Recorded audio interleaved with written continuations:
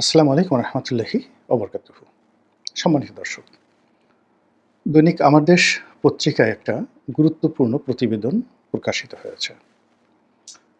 পুরো প্রতিবেদনের যে হেডলাইন বা সাব হেডলাইন, যেগুলোতে এক নম্বরে যেটা বলা হচ্ছে যে বাংলাদেশের গোয়েন্দা সংস্থাগুলো তারা সরকারের নিকট প্রতিবেদন জমা দিয়েছে যে একটি সশস্ত্র গোষ্ঠী তারা বিভিন্ন পাড়া, মহল্লায়, ওয়ার্ডে, গ্রামে, গঞ্জে সারা বাংলাদেশে তারা ঐক্যবদ্ধ হচ্ছে এবং একটি সশস্ত্র তৎপরতা, আওয়ামী লীগের নামে একটি সশস্ত্র তৎপরতা, যার আল্টিমেট উদ্দেশ্য হবে ক্ষমতা গ্রহণ করা। এই কর্ম করার জন্য তারা সংগঠিত হচ্ছে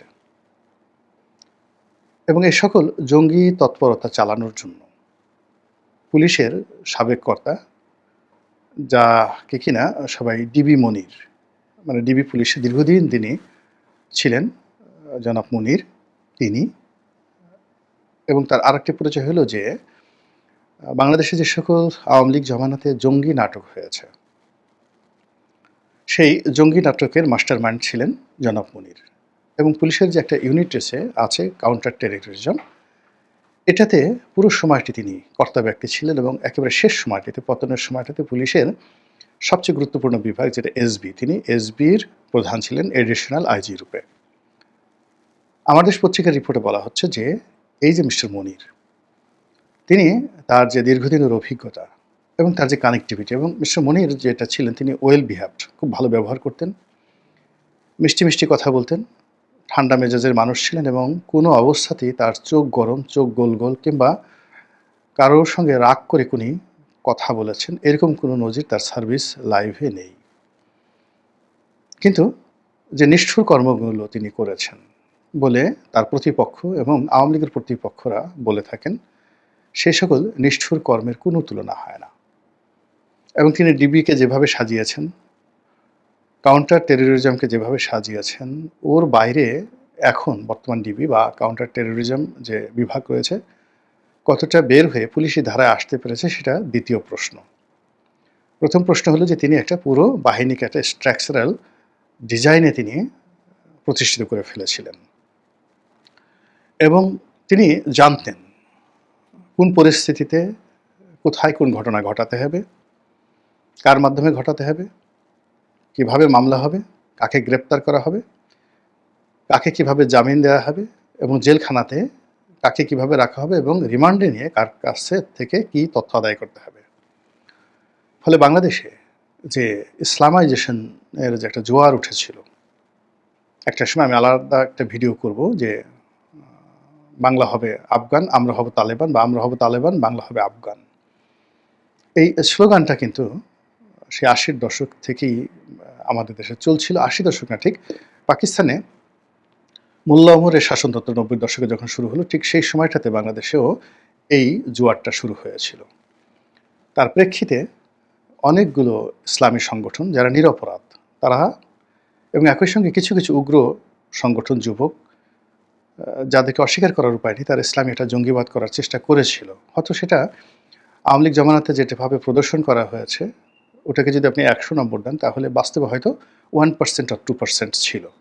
যেমন ধরেন আওয়ামী লীগ ক্ষমতার আগে বাংলাদেশের বিএনপির জমানাতে বাংলা ভাই, শায়ক আব্দুর রহমান, এদের তো একটা বিরাট প্রভাব হয়েছিল, এটা অস্বীকার করার উপায় নেই। অর্থাৎ ২০০১ থেকে ২০০৬ পর্যন্ত এই সময়টাতে। তারপরে সারা বাংলাদেশের সকল জেলার যে ডিস্ট্রিক্ট কোর্টগুলোতে একসঙ্গে যে বোমা হামলা হয়েছিল, এতে তো যাকে বলা সন্দেহ করার কোনো কারণ নেই। তো কাজেই ২০০১ সনে যে জঙ্গিবাদটা শুরু হয়েছিল আর যেটা ধুমায়িত হয়েছিল বলতে গেলে ৯৬-৯৭ সনে, মানে আফগানিস্তানের সাথে সামঞ্জস্য রেখে, তো সেটা ২০০১ সনে এসে এস্টাবলিশড হয়ে গিয়েছিল এবং বিএনপিকে সেটা দমন করার জন্য যথেষ্ট বেগ পেতে হয়েছিল এবং সেটা দমন করতে গিয়ে বিএনপির নারী নক্ষত্রে টান পড়েছিল। এর কারণ হলো কিছু কিছু এলাকাতে, রাজশাহী এলাকাতে বাংলা ভাই কিংবা টাঙ্গাইল, তারপরে জামালপুর, নেত্রকোনা, ময়মনসিংহ এই বেল্টে শায়খ আব্দুর রহমান, টুঙ্গিপাড়ার এই বেল্টে আরও অনেক মুফতি, ওই যাকে ফাঁসিতে লটকানো হলো তারা, হরকাতুল জিহাদ, এই সংগঠনগুলো যে শক্তিমত্তা অর্জন করেছিল, সেই শক্তিমত্তা দিয়ে তারা গেরিলা যুদ্ধ, নাশকতা তৈরি, দেশে একটা ইসলামী আমিরাত গঠন করা, এই অনেকগুলো উদ্দেশ্য নিয়ে যে এগুয়ে ছিল সেটি কিন্তু থেমে যায়নি। শীর্ষ অনেক নেতাকে গ্রেপ্তার করা হয়েছিল এবং এখানে এদের যে রাজনৈতিক কানেক্টিভিটি বিভিন্ন ইসলামিক দলের সঙ্গে, ওটাও থেমে যায়নি। তো ওটাকে পুঁজি করে আওয়ামী লীগ যে জঙ্গি দমনের জন্য তৎপরতা চালিয়েছে মূলত ভারতকে খুশি করার জন্যে এবং পশ্চিম এবং আমেরিকাকে একটা জুজুর ভয় দেখিয়ে যে বাংলাদেশে জঙ্গিবাদ আছে এবং এই জঙ্গিবাদ দমনের জন্য তারা হলো ১ নম্বর বিশ্বস্ত প্রতিষ্ঠান। দল হিসেবে আওয়ামী লীগ, ব্যক্তি হিসেবে শেখ হাসিনা, রাষ্ট্র হিসেবে বাংলাদেশ। অর্থাৎ শেখ হাসিনা আওয়ামী লীগ যখন বাংলাদেশ পরিচালনা করবে তখন এখানে জঙ্গিবাদের উত্থান হবে না, তারা জঙ্গি দমনে খুবই এক্সপার্ট। এবং আশ্চর্যজনক ঘটনা হলো যে এই কাজে তারা যথেষ্ট সফলতা অর্জন করেছিল এবং পশ্চিমাদেরকে বোকা বানিয়ে, ভারতকে বোকা বানিয়ে তারা এই ১৫টি বছর যাকে বলা হয় জুলুম এবং অত্যাচারের স্টিম রোলার বলেন, উন্নয়নের স্লোগান বলেন, দমন পীড়ন বলেন, যা কিছু বলেন না কেন, তারা ১৫টি বছর ক্ষমতায় ছিল, এতে কোনো সন্দেহ নাই। আমি যখন পশ্চিমাদের সঙ্গে কথা বলেছি, যখন আমি সংসদ সদস্য ছিলাম তখন বা তারও পরে, অনেক বড় বড় কূটনীতিবিদ, তারপরে ভারতের যে সকল কর্তা ব্যক্তি, একেবারে সেই পররাষ্ট্রমন্ত্রী থেকে শুরু করে আরও অনেক বড়, যেন যখন প্রণব মুখার্জি ছিলেন, মানে তার মতো মানুষ থেকে শুরু করে একেবারে বাংলাদেশের যে রাষ্ট্রদূত ছিলেন বা যারা ছিলেন, তো তাদের একেবারে সম্মিলিত বক্তব্য হলো যে বাংলাদেশে শেখ হাসিনার বাইরে গেলেই জঙ্গিবাদ মাথা চাড়া দিয়ে উঠবে এবং জঙ্গিবাদ এখানে এমনভাবে বিস্তার লাভ করবে যেটা বাংলাদেশ থেকে কাশ্মীরে চলে যাবে, বাংলাদেশ থেকে আসামে চলে যাবে, ত্রিপুরাতে চলে যাবে, পশ্চিমবঙ্গে চলে যাবে এবং ভারতের সংহতি বন্ধ হয়ে যাবে। ফলে তারা চোখ বুজে শেখ হাসিনাকে সমর্থন করছে এবং করবে। এই কথাগুলো আমি যখন শুনতাম একান্ত পারিবারিক আলোচনায়, জাস্ট একটা নামই বলি, যেমন আমি জিলুর রহমানের বাসায়, মানে তৃতীয় মাত্রা জিলুর রহমানের বাসায় একাধিক বৈঠক হতো ডিপ্লোম্যাটদের। তো অনেকগুলো বৈঠকে আমি যেতাম এবং সেখানে সেই ডিপ্লোম্যাটদের মধ্যে ইউএনডিপি বলেন, ইউএন বলেন, তারপর আমেরিকান রাষ্ট্রদূত বা সেখানকার দূতাবাসের বড় কর্তা বলেন, ভারতের রাষ্ট্রদূত বলেন বা অন্য বড় কর্তা বলেন, এই অনেকে আসতেন। এটা ধরেন 2014, 15, 16 এই সময়টাতে। তো আমরা আলোচনা করতাম ঘরোয়া পরিবেশে। আবার যখন তাদেরকে বিদায় জানানোর সময় আসতো, আমি, জিলু সাহেব, আমরা গ্যারেজ পর্যন্ত আসতাম এবং ওই সময়টা তো তাদেরকে বোঝানোর চেষ্টা করছি যে তারা যে আওয়ামী লীগের উপর অন্ধভাবে সমর্থন দিয়ে যাচ্ছেন এটা রং, এটা আলটিমেটলি তাদের স্বার্থ ক্ষুণ্ণ করবে। তো তারা খুব বিরক্তি সহকারে, অনেকটা আশ্চর্য হয়ে, অনেকটা বোকার মতো আমাদের দিকে তাকাতেন যে আমরা কি বলছি, ইজ ইট ফ্যাক্ট? তারা আশ্চর্য হতেন না। তারা আওয়ামী লীগ সম্পর্কে আসলে ওইরকমই তাদের একটা মনোভাব ছিল যে আওয়ামী লীগের হাতেই বাংলাদেশ নিরাপদ এবং তাদের স্বার্থ নিরাপদ। একেবারে বাস্তবতা, আপনারা মানে এই ব্যাপারে কোনো সন্দেহ রাখবেন না। তো কাজেই এই যে আজকের যে শিরোনাম, সেই শিরোনামে এই কথাগুলো আনলাম এই কারণে যে যারা নাটক করে, অর্থাৎ চিত্রনাট্য তৈরি করে, তারপরে যারা সেই চিত্রনাট্য মঞ্চস্থ করে, আবার সেই চিত্রনাট্য ভেঙে দেয়, নতুন নাটক তৈরি করে, তো কাজেই তারা এই বর্তমান যে একটা বিশৃঙ্খল সময়, এই বিশৃঙ্খল সময় পারে না এমন কোনো কর্ম নেই। এখন তারা সরাসরি যে কাজটা অতীতে করেছে, অর্থাৎ হয়তো নিজের একটা বোমা ফুটিয়েছে পুলিশের মাধ্যমে, নিজেদের কর্মীদের মাধ্যমে, নিজেরা গোলাগুলি করেছে, নিজেরা কোথাও আগুন লাগিয়ে দিয়েছে, তো এগুলো করে একটা গায়েবী মামলা হয়েছে, বিএনপি সব লোক সেটার আসামি, জামাতের লোক আসামি। তারপরে শেষে তারা হঠাৎ করে দেখা গেল এখানে বোমা তৈরি হচ্ছে, সেখানে একটা বোমা ব্লাস্ট হলো, 1 সপ্তাহ আগে, 15 দিন আগে বা 4-5 বছর আগে হয়তো কোনো যুবককে তারা ধরে নিয়ে গেছে, তাদের সেফ কাস্টডিতে ছিল, সেই যুবককে একটা ঘরের মধ্যে ঢুকিয়ে তারপরে সেখানে তারা বোমা ব্লাস্ট করে সেই যুবককে মেরে ফেললো এবং বাকি আরও 10-12 জনকে গ্রেপ্তার করলো। গ্রেপ্তার করে তারা বলল যে তারা একটা বিরাট জঙ্গি দমন করে ফেলেছে। এই ঘটনাগুলো তো অহরহ ঘটেছে। তো যারা এই ঘটনাগুলো ঘটিয়েছে তারা কি সেই ঘটনাগুলো এখন ঘটাতে পারেন না? আর এখন যদি তারা এই ঘটনাটা ঘটান তাহলে তাদের অনেকগুলো অপশন রয়েছে। তারা এই ঘটনাগুলো বিএনপি নামে ঘটাতে পারে, এই ঘটনাগুলো তারা জামাতের নামে ঘটাতে পারে, এনসিপির নামে ঘটাতে পারে, এমনকি তাদের নিজেদের নামেও তারা ঘটাতে পারে। It does not matter. যখন তাদের যেভাবে দরকার সেভাবে তারা খেলতে পারবে। যদি মনে করে যে এই ঘটনা যদি আওয়ামী লীগের নামে তারা একটা অপারেশন চালায়, একটা যে আওয়ামী লীগ এই কাজ করেছে, একটা জঙ্গি গ্রুপের উপর হামলা করেছে, যাতে ভারত এবং আমেরিকা খুশি হবে। অথবা দেখা গেল যে তারা এমন একটা ঘটনা ঘটালো যেখানে স্পষ্টত মনে হলো যে জামাতের উপরে আক্রমণ করেছে বিএনপি, কিন্তু ঘটনা ঘটিয়েছে আওয়ামী লীগ। এটা হতে পারে। জামাত এবং বিএনপির মধ্যে লেগে গেল।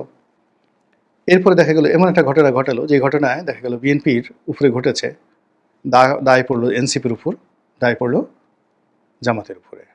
আর তখন তারা খুব সহজেভাবে বলতে পারবে, মিডিয়া তাদের হাতে যতটুকু আছে খুব সুন্দরভাবে তারা বলতে পারবে, এবং বিশেষ করে পশ্চিমা মিডিয়াতে তারা বলতে পারবে যে ওই যে থানা লুট হয়েছে, সেই অস্ত্রগুলো কারা লুট করেছিল?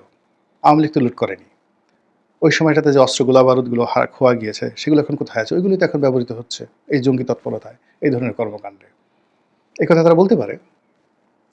তারপরে ম্যাসিভ কোনো দুর্ঘটনা ঘটিয়ে তারা এনসিপিকে বলতে পারে। এনসিপির হান্নান মাসুদ থেকে শুরু করে অনেকেই তো বলেছেন যে তাদের একটা পরিকল্পনা ছিল যে যদি শেখ হাসিনার নির্দিষ্ট সময় পতন না হতো তাহলে তারা গেরিলা যুদ্ধে যেত, সশস্ত্র বিপ্লবে তারা যেত। তো যেহেতু তারা সশস্ত্র বিপ্লবে যাওয়ার কথা এখন বলছে, কাজেই তাদের অস্ত্র ছিল, ট্রেনিং ছিল, পরিকল্পনা ছিল, সেগুলি এখন তারা তাদের প্রতিপক্ষের উপরে প্রয়োগ করছে।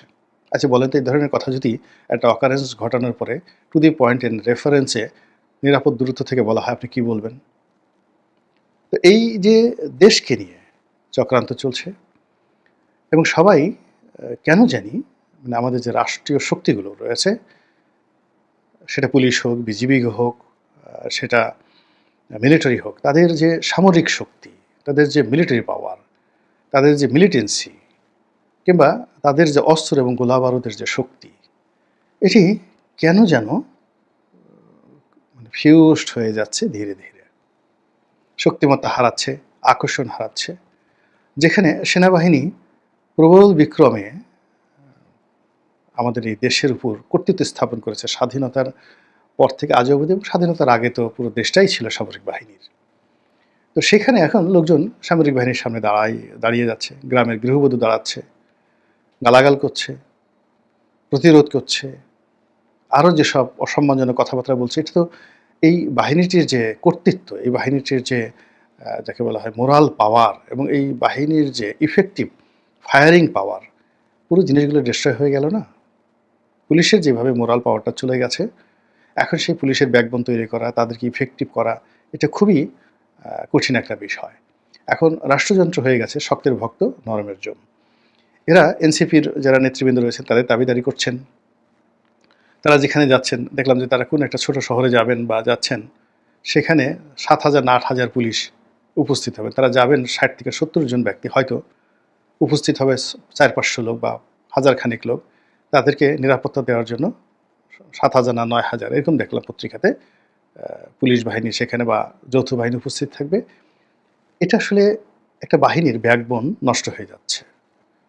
আপনি যদি বারবার, আপনার উচ্চতা 5 ফিট 10 ইঞ্চি বা 6 ফিট, আর আপনি যদি 12 ইঞ্চি 1 ফিট উচ্চতার কোনো একটা বস্তুকে বারবার সালাম করতে যান, কুর্নিশ করতে যান, তার সামনে সেজদা করতে যান, তাহলে আপনাকে কী কষ্টটা করতে হবে আপনি একটু চিন্তা করেন তো।